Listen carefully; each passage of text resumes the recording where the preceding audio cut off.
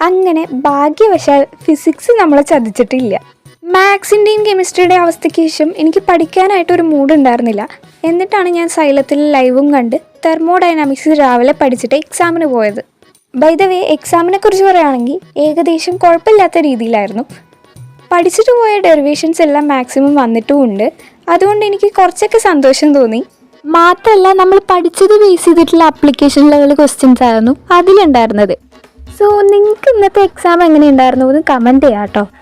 പിന്നെ എനിക്ക് പ്രശ്നം വന്നത് ന്യൂമറിക്കൽസിലാണ്. കുറച്ചൊക്കെ ഞാൻ അങ്ങോട്ടും ഇങ്ങോട്ടും ഒക്കെ തെറ്റിച്ചു എന്നാണ് എൻ്റെ ഒരു നിഗമനം. പിന്നെ ഞാൻ 14ാമത്തെ ക്വസ്റ്റ്യനായ സ്റ്റെഫാൻ ബോൾട്സ്മാൻ ലോ പഠിച്ചിട്ടുണ്ടായിരുന്നില്ല. ഭാഗ്യം കൊണ്ട് ഓപ്ഷൻ ക്വസ്റ്റ്യൻ ഉണ്ടായിരുന്നുകൊണ്ട് രക്ഷപ്പെട്ടു. പിന്നെ ഡെറിവേഷൻ ക്വസ്റ്റ്യൻസ് ഒക്കെ ഞാൻ അത്യാവശ്യം ചെയ്ത് പഠിച്ചതായിരുന്നു വന്നിട്ടുണ്ടായിരുന്നത്. അതുകൊണ്ട് എനിക്കത് ഭയങ്കര ഇഷ്ടപ്പെട്ടു. മൊത്തത്തിൽ പറയുകയാണെങ്കിൽ മാത്സിൻ്റെയും കെമിസ്ട്രിയുടെയും ക്ഷീണം ഫിസിക്സ് അങ്ങോട്ട് തീർത്ത് തന്നിട്ടുണ്ട്. ഇനി നാളത്തെ എക്സാം എന്ന് പറയുന്നത് ബയോളജിയാണ്. ഇനി അതിനു വേണ്ടിയിട്ട് നമുക്ക് പഠിക്കണം. സോ ഇത്രയേ ഉള്ളൂ ഇന്നത്തെ വീഡിയോ. Bye bye.